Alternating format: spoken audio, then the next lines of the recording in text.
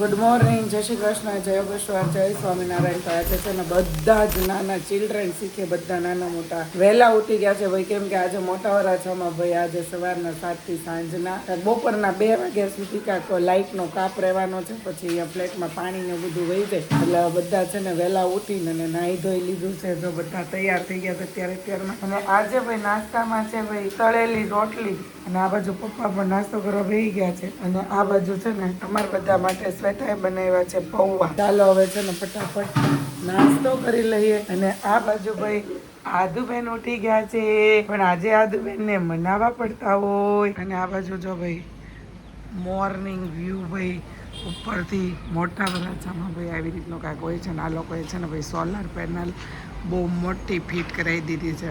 અને મસ્ત ઠંડો ઠંડો આજે તો પવન આવે છે ભાઈ. આજે છે ને ભાઈ ગર્ભ સંવાદ નથી ભાઈ, સોરી ભૂલાઈ ગયું તું મને. વિઝન ડાયરી છે ભાઈ, કે એમાં તમે તમારી જ્યારથી સફર ચાલુ થઈ હોય ત્યારથી લઈને તમારા બચ્ચાના છોકરાઓના લગ્ન થાય ને ત્યાં સુધીની જે આલેખવામાં આવતી જે બધી વાક્ય રચના જે છે ને એની ઉપર આખું છે વિઝન ડાયરી. કઈ રીતના આપણા જેવા સપના છે એવા સપના આપણા બધા જ આપણે ડાયરીમાં લખવાના છે. જો આપણે સપના બનાવશું, ટાર્ગેટ લેશું તો એ સપના પૂરા થશે. પણ સપના વિચાર્યા વગર કોઈ દિવસ આપણા સપના પૂરા નથી થતા એવું કહેવાય છે. એટલે એની ઉપર છે આખી ભાઈ વિઝન ડાયરી. તો આજે વિઝન ડાયરીનો સેશન છે, મજા આવે એવો સેશન છે, બહુ સાંભળવા જેવો સેશન છે. આપણે એવું કોઈ દી વિચાર્યું ન હોય એ રીતનો આખો સેશન છે, અને મસ્ત ડિઝાઇન કરેલો છે. અને આ બાજુ જો ભાઈ કેટલા બધા ટોપરા છે ને પપ્પાએ અત્યારમાં ખમણી નાખ્યા છે, અને એટલા ટોપરા પર છે ને આખા રાખ્યા છે ભાઈ. અને આ બાજુ જો બધા જમવા બેસી ગયા. ગુડ મોર્નિંગ, જય શ્રી કૃષ્ણ, જય યોગેશ્વર. તો જો બધાએ નાસ્તા કરીને ઊભા થઈ ગયા છે. અને પપ્પા છે ને સવારમાં નાહી ધોઈને તરત છે ને ટોપરા લઈને બેસી ગયા હતા. એક તપેલી છે ને ટોપરાનું સીણ કર્યું ભાઈ. ટોપરા ખમણવામાં છે ને થોડીક ભી પડે. હું કયો કેમ કે ભી પડે, હાથ રહી જાય. પણ પપ્પાએ ઘણા 500 કે 1.5 કિલો જેટલા કમણી નાખ્યા છે. કિલો માંથી છે ને એટલા જ એને વધાર્યા છે ભાઈ. હા, 6 ટોપરા ખમણા એટલે 500 જેટલા ટોપરા તો થઈ જ ગયા. અને હાથ બહુ દુખે એટલે મમ્મી છે ને હારી હેલ્પ કરાવીને અગાઉ બધી તૈયારી મળે છે કરવા. ગઈસ તો સવારના વાગી જાય 10:30 ને મસ્ત ફર્સ્ટ ક્લાસ નાસ્તો કરી લીધો. બરાબર, નાસ્તામાં આજે હતું ભાઈ પનીર. બરાબર, કાફી દિનોं के बाद आज घर पे बनाया था पनीर. सपना थैंक यू पनीर बनाने के लिए. ભાઈઓ, હા ભાઈઓ, મને મારા કરતા તું પેલા ચિંતન ને પૂછ. ભાઈઓ મેં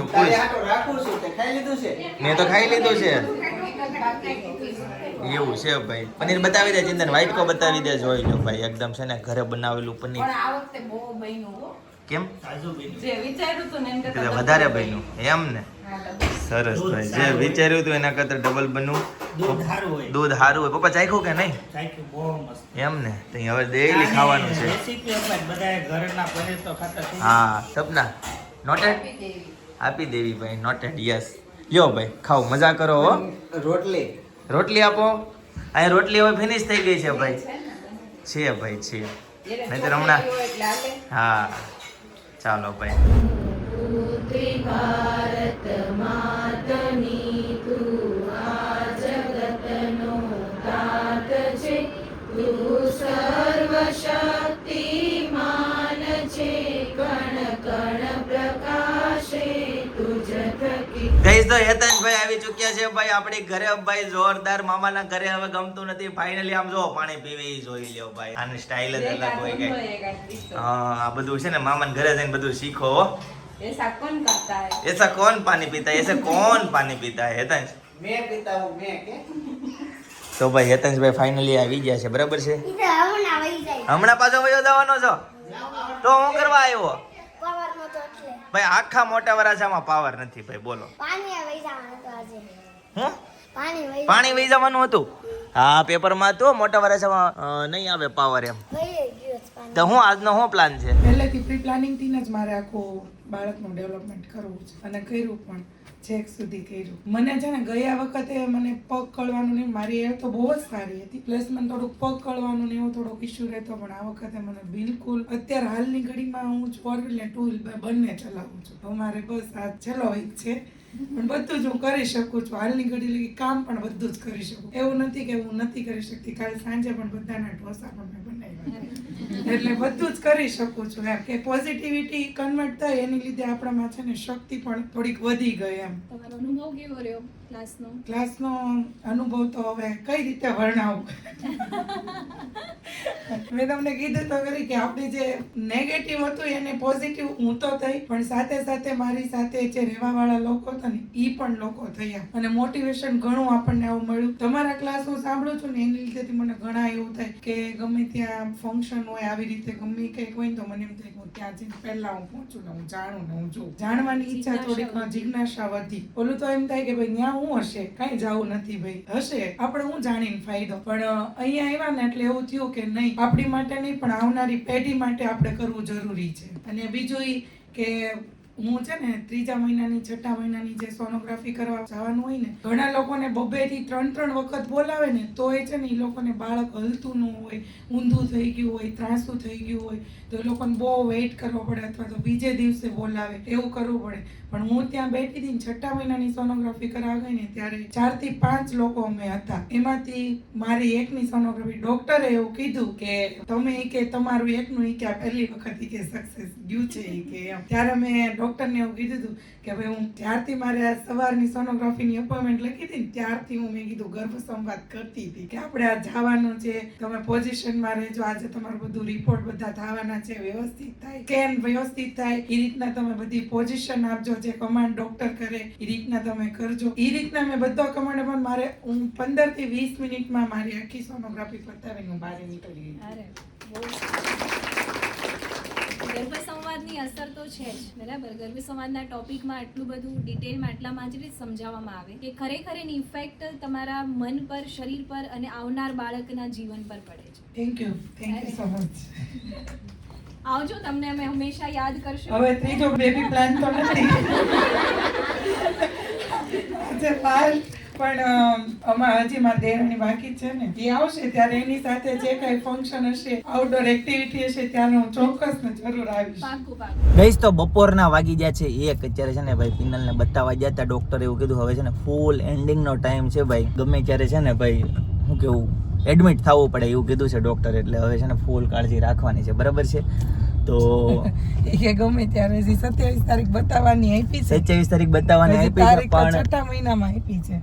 તેમ છતાં એવું કીધું છે કે ગમે ત્યારે અડધી રાતે જરૂર ઈ પડે તો ને, 9મો સમા મહિના બેસી જાય ને હા એટલે કે જ કે ગમે ત્યારે જરૂર પડે ત્યારે કેજો, અને કઈ નક્કી ન હોય દુખાવો ઉપડે કે ન ઉપડે. પણ એવું મારે બધું તો છે. એતાંશ વખતે દુખાવો નહોતો થયો, હમ હવે 20 દિવસ થઈ ગયા તો હજી તો આમાં ક્યાં જાજા દિવસ થયા છે આપણે તો.